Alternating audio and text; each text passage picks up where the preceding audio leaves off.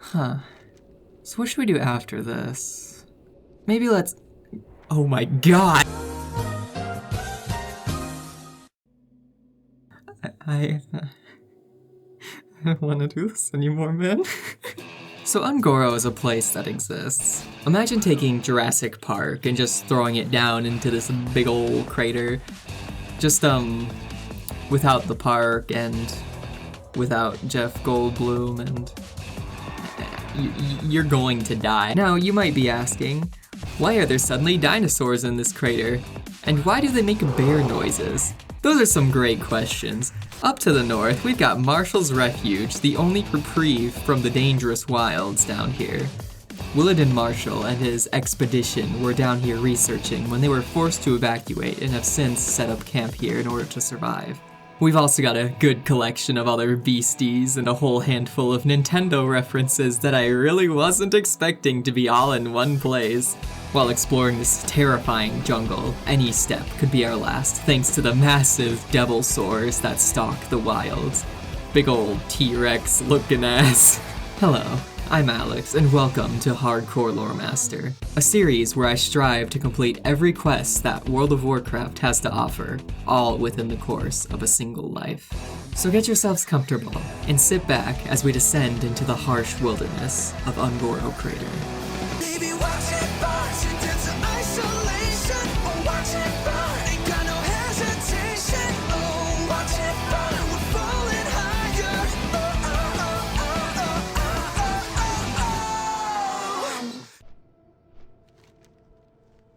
So, for those who have been keeping up with the series, it's been a minute since I've really made one of these.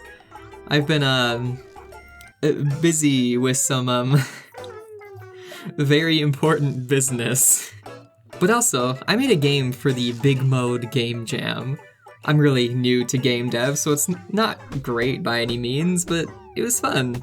You just go around beating up some dudes, and it's great. I'll put a link to it down in the description here. But anyways, at the end of our last video, we'd been told that we're being sent to the front lines to face off against the Scourge in the Western Plague Lands. But instead of fighting off the undead hordes for the greater good of all of those who live here, we're gonna go square up against some dinosaurs. I swear this is much more important. To start though, let's get right down to business and address the largest issue within the crater, the Silithid.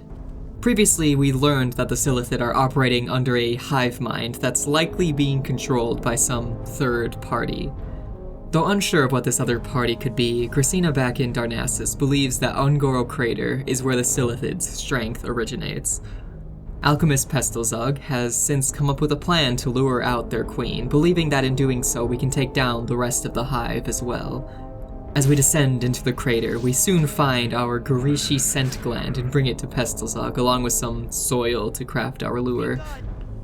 All that remains now is to lure out the queen and collect their brain as our goblin friend, quote-unquote, desperately needs to study it.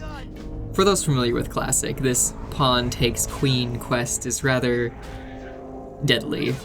You go into this cave, which is already a red flag in of itself, but on top of that, you also summon waves of enemies, which when added together equals a whole lot of dead characters. Like, just look at that heat map. Isn't that great? I bet you can't tell where this hive is at. But luckily for us, we are not alone in this endeavor.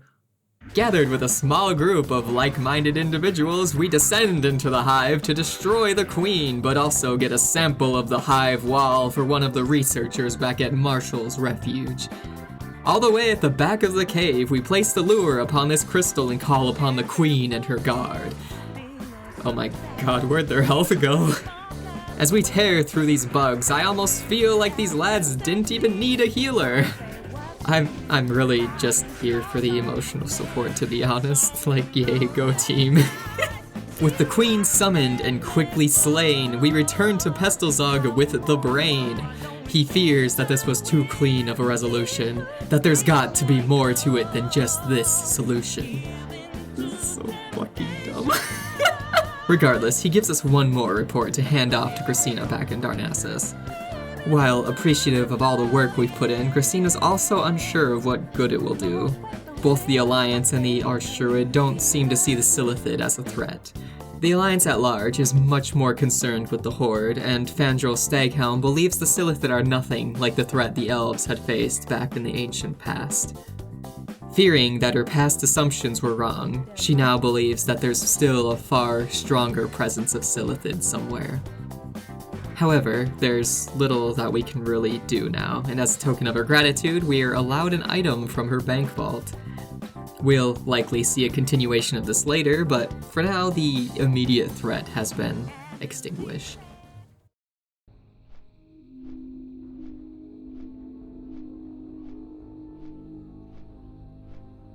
With the Silithid taken care of, it's now time to really get into the meat of Ungoro Crater. Marshall's Refuge is really more or less where we get most of our quests for here, but there's also a good handful of one-off quests that send us here to grab things. Like an apprentice in Ratchet that needs some volcanic ash from the volcano at the center of the zone. Alright, I don't think I mentioned that there's a volcano at the center of the zone, but there's a volcano at the center of the zone. And then there's another scientist from Ironforge that just really likes his ooze, so we are sent to collect some for him, but not before grabbing some in Felwood first. Man, I have no idea what this means! What do you mean, my guy? You're the ooze researcher here. How do you not know what any of this means? And then there's also another individual that wants us to collect Marrow Grain along with the Archdruid named Quintus Jonespire back in Farolas. He's very curious as to why the Archdruid has his interest in Marrow Grain, especially that he's using the name of the Cenarian Circle to do so. It all just seems a little fishy. So Quintus would like to study it himself. So now, instead of just 10 Marrow Grain, we suddenly need 20. Hell yeah, more plant gambling. And while on the topic of gambling in Farolas, far to the southeast there's a handful of hippogriff eggs situated in the mountains, and if we bring this back to Gadgetson, we are given several different qualities of egg. Some of them ranging from bad, and then also going all the way up to exquisite. So now, it's time to roll for the egg gotcha. Hell yeah, let's go, boys!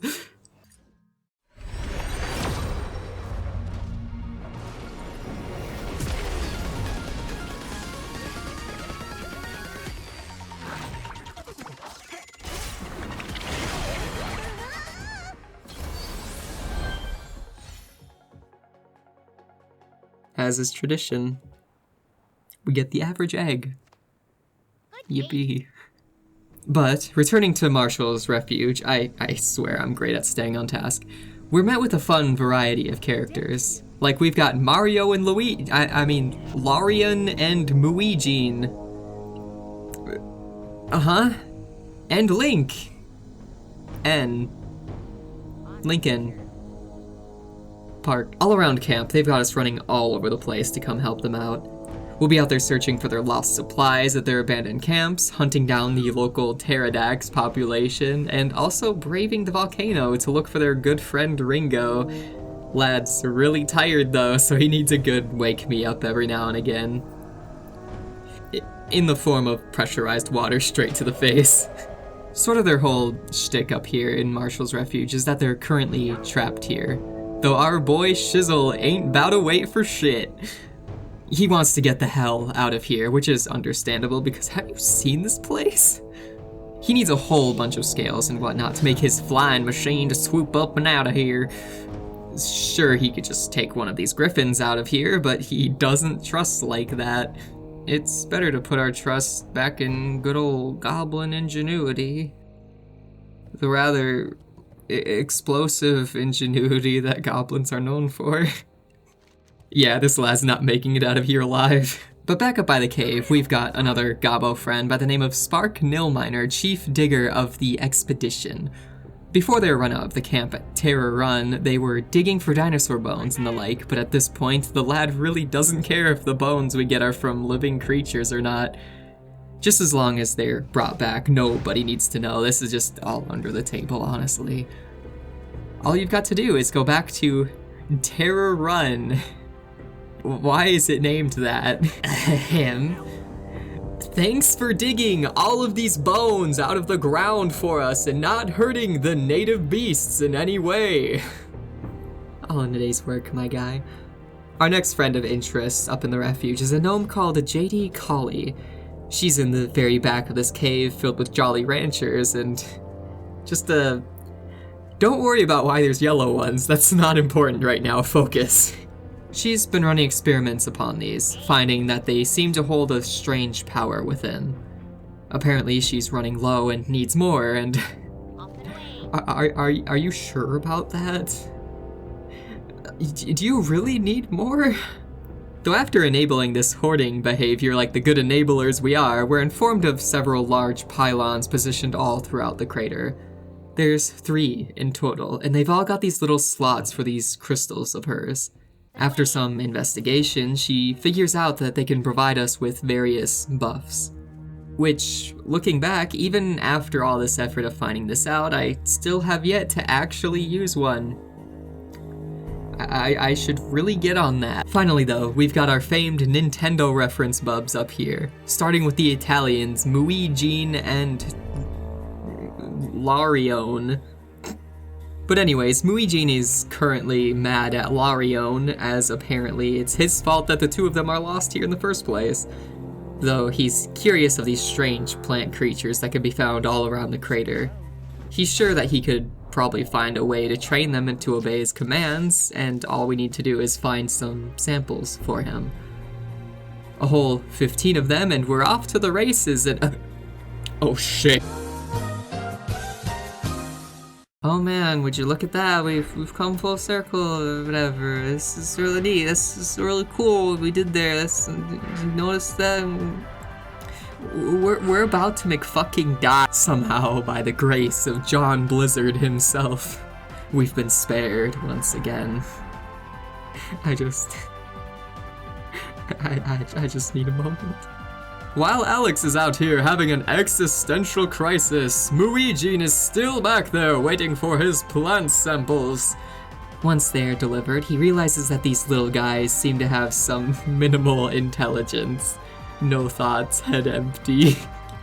While he isn't exactly a plant expert, he at least knows of somebody who is. A dwarf named Gregan Brewspewer. Why do you have that last name? I feel like there's a story here. But anyways, he's in Feralas, and personally he's never seen these sorts of plants before, but he knows exactly what Muigine needs. Atalai Haze. It can be found within the sunken temple of Atal Hakar, and it's just what he's going to need to control these plants. Our last friend within the camp is this little gnome friend named Lincoln. While he initially doesn't have shit for us, while out exploring the jungle we come across this destroyed raft at the side of a small pond. There's really no indication on how it got here, or rather, why it's even here.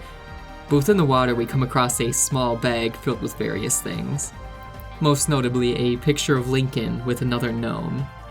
As we bring this all to his attention, he has no idea how he got here or even what he has to do here. All he's really got is this inclination that he needs to strengthen his sword somehow. Donovan Snowden up in Winterspring would know just what to do. But that brings up a rather interesting problem for us. So, there's only one way to get up into Winterspring, and it involves running all the way up through Fellwood and running through Timbermaw Hold. Only, the furbogs up in Timbermaw Hold hate people, which honestly, same. However, it's possible to earn their trust so they'll offer us some safe passage through. To do that, we simply just have to murder a whole bunch of other furbogs. Don't worry though, this needs to be done. These lads have been corrupted much like the lads Ari saw back in Teldrassil, so they're too far gone to help at this point. At least that's what we're told. Shit. In exterminating 2 whole camps, Timbermaw Hold now sees us as unfriendly. Yay! They're no longer mad at me Island. Just past this cave of life-size teddy bears, we spot Donova down by some hot springs, just vibing and living her best life. Upon seeing Lincoln's sword, she's surprised that he's forgotten everything but agrees to help. For whatever reason, whenever she throws something into these springs, it comes out in an improved condition. Hey, can you throw me in next? Just like really fast, just like in and out, like 5, just like a minute. No! Okay, understandable, have a nice day.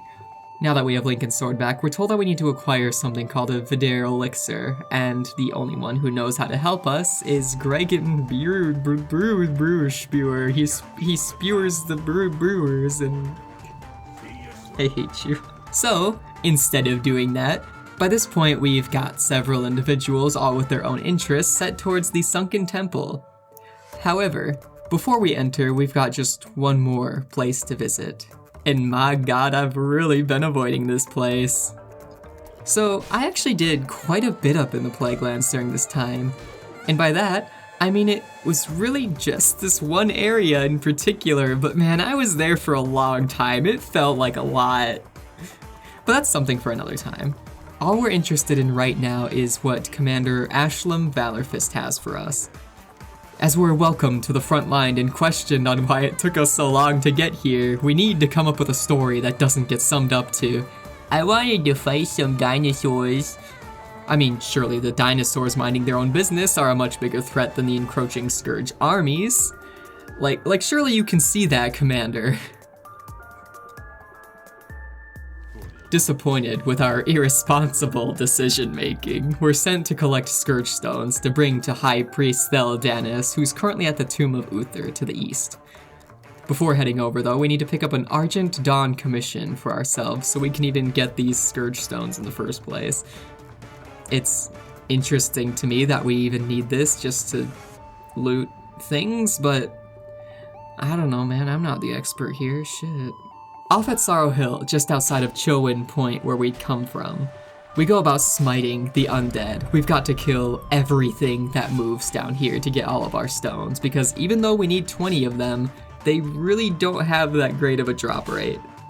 Once all 20 have been collected, High Priest Theldanis goes about dispelling the evil from within them, though warns us that doing so could attract the attention of Scourge for countless miles. We're about to pull just the entire zone here at this point. Like, is this really necessary?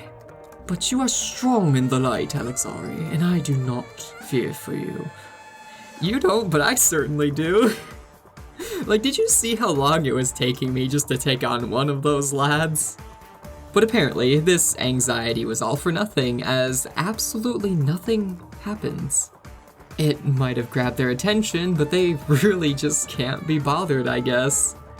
They all too busy watching they Subway Surfers. Handing us one of these now inert stones, we're sent back to Valorfist, who now informs us that we're to make a weapon with this. However, only the trolls of Sunken Temple have the magic capable of turning evil against itself.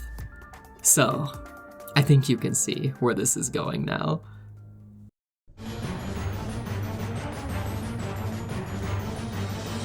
Welcome to the Sunken Temple of Hatal Hakar, home to both the remnants of the Atalai trolls and the Emerald Dragonflight, charged with keeping them at bay. Oh yeah, so there's dragons here. There really wasn't any warning that they'd be here, but yep, they're all here.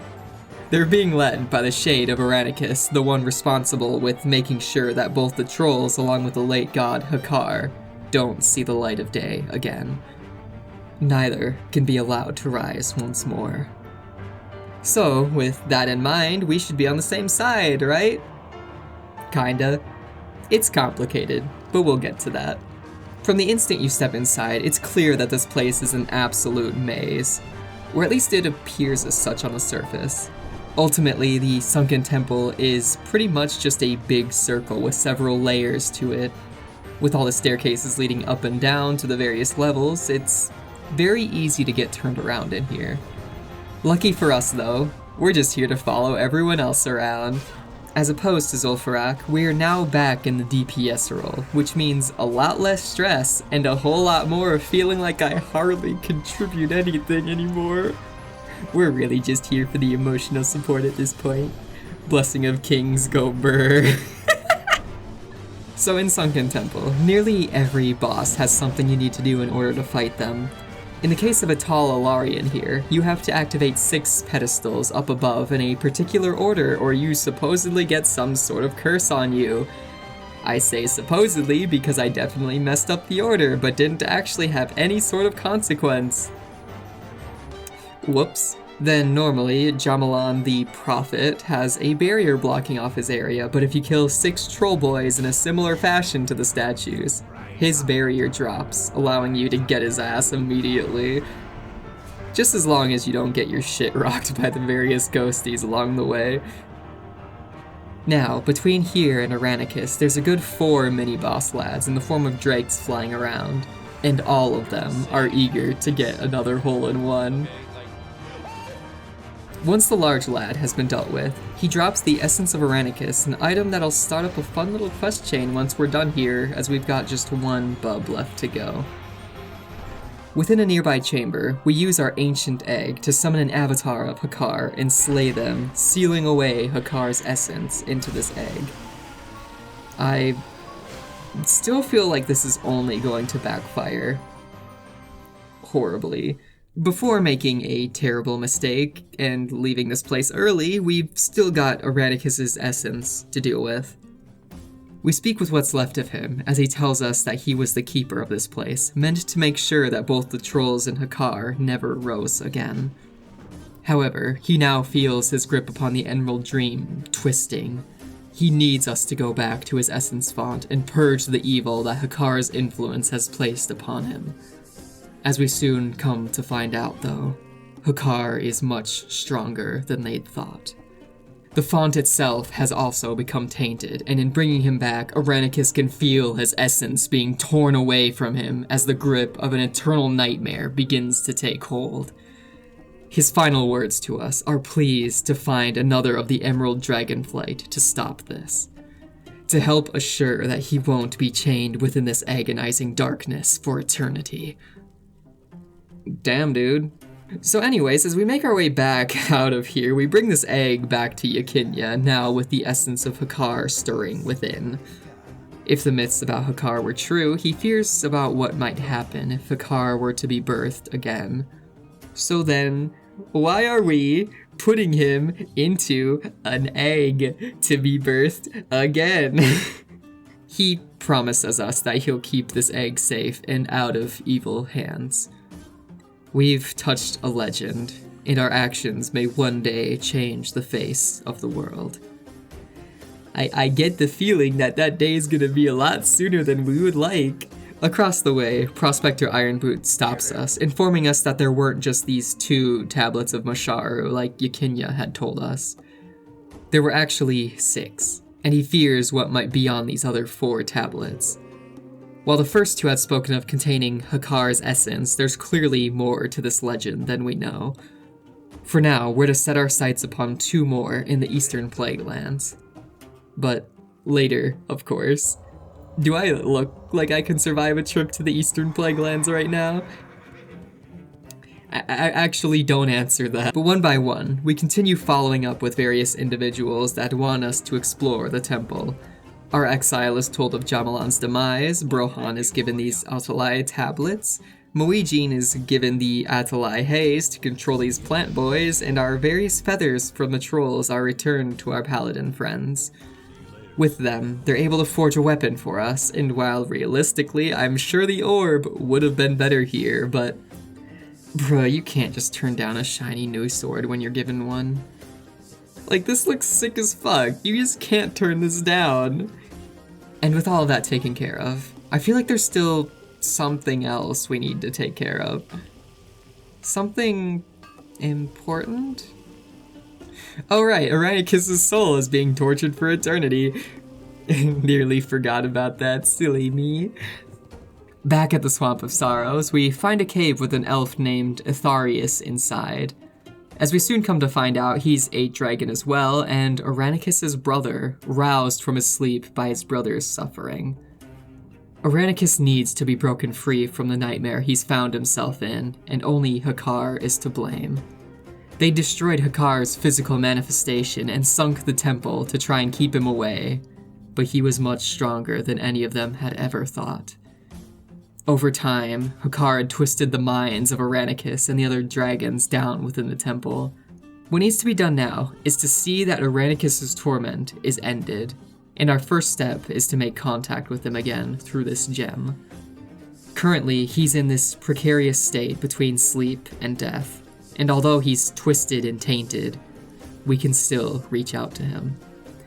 Atharius points us in the direction of Umbrance, the spirit speaker all the way up in Winterspring. If anyone's going to be able to help Aranicus, it's him. We find him in a little shack nestled amongst the snowy hills of Winterspring, and he agrees to help us. Well, he is not dead as you understand death.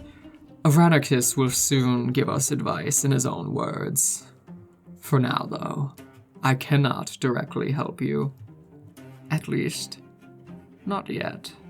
He needs his most potent augury device that's been taken from him against his will. However, from here, there's just nothing. So, I'm sure that we'll likely be back here at a higher level. So until then, all that's really left for us is to finish out the rest of the crater.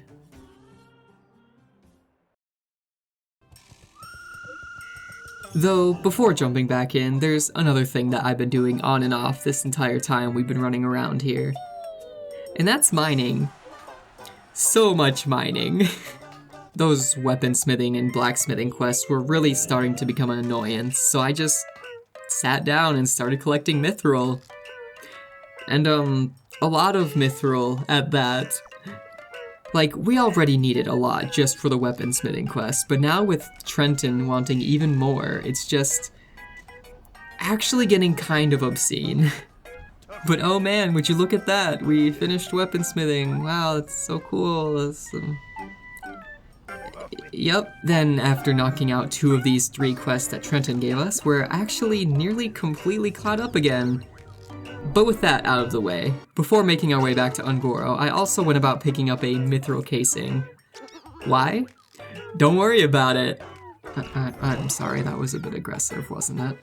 At Marshall's Refuge, Karna Remtravels lost her mechanical gorilla to the nearby gorillas at Fungal Rock. Though she'd been trying to use this robot as a way to get closer to the apes there, they'd seemingly not taken too kindly to them, and now we've got to step in to save them. But that's not all for the gorillas here, as far to the south, Torwa Pathfinder also would like us to hunt down the apes up there and bring back their pelts. Aside from just the thrill of the hunt, we're really not given much reason to just skin some gorillas. Like, that's just straight up psycho behavior, my guy. Straight up the most dangerous game type shit. Even after getting these pelts to him, it's seemingly not enough, as now he wants us to kill the biggest and baddest gorilla of all. A certified baddie named Ucha, which along with the help of a nearby rogue friend, were able to annihilate them and get our robot to safety. Oh wait, shit, they're broken. But oh man, would you look at that, they need a mithril casing to fix them. If only we had a... Wait a second, we do have one! That's so crazy!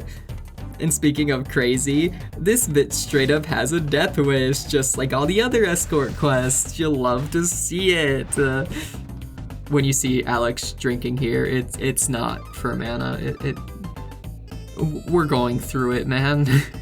With a robot saved and gorillas shaved, Torwa's in the mind for slaying raptor kind. In particular, a lad named Lar Corwi, a raptor that had killed his brother some time ago, were to reenact this scenario and steal meat from the raptor just as his brother had before. All the while, he's just going to watch on from a distance like the absolute psycho he is. However, after getting this meat, there doesn't seem to be any rustling in the bushes. Our raptor friend can't be bothered right now. So we're going to escalate and kill his mates for their pheromone glands.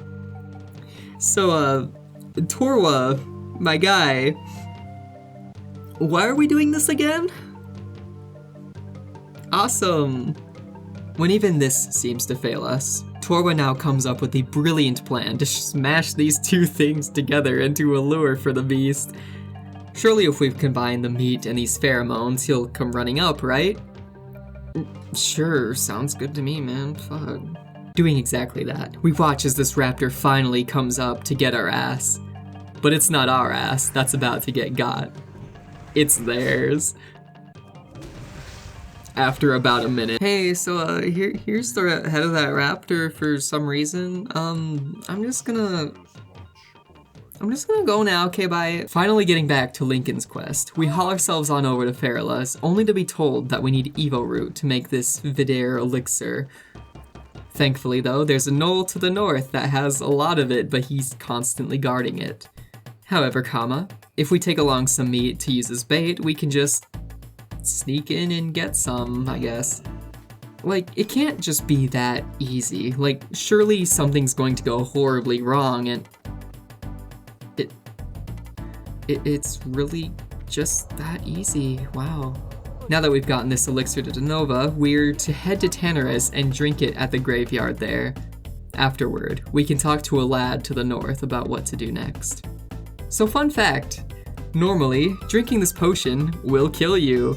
Like, right on the spot, no warning, nothing, you're just McFucking dead, man. But for hardcore, they've changed this. When you drink it now, you're just brought to one single point of health, but you're otherwise completely fine. And you can see spirits now, yay! To the north, we find Gay Ryan?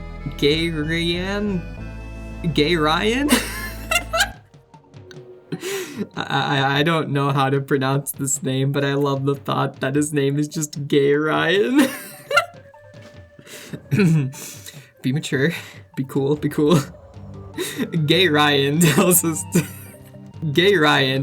to push upon one of the stones at the graveyard, and upon doing so, we find a depression in the stone that perfectly fits Lincoln's sword. Upon slotting it in, there's a strong flash of light, and the sword has been transformed once again.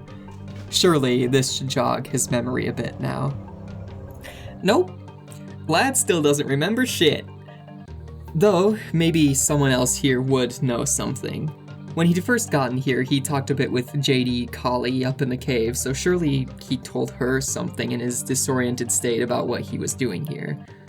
Luckily for us, JD actually does have something important to tell us. When Lincoln had first arrived, he talked about needing to build a totem for some Eridan Blue Wind up in Feltwood. So I guess now it's time to make our way back up to Feltwood. Will we finally have an answer to Lincoln's purpose in the crater? Will Alex live long enough to free Aranicus' soul? And will these devil sores stop jump scaring me at every turn? Find out on the next episode of Dragon Ball Z!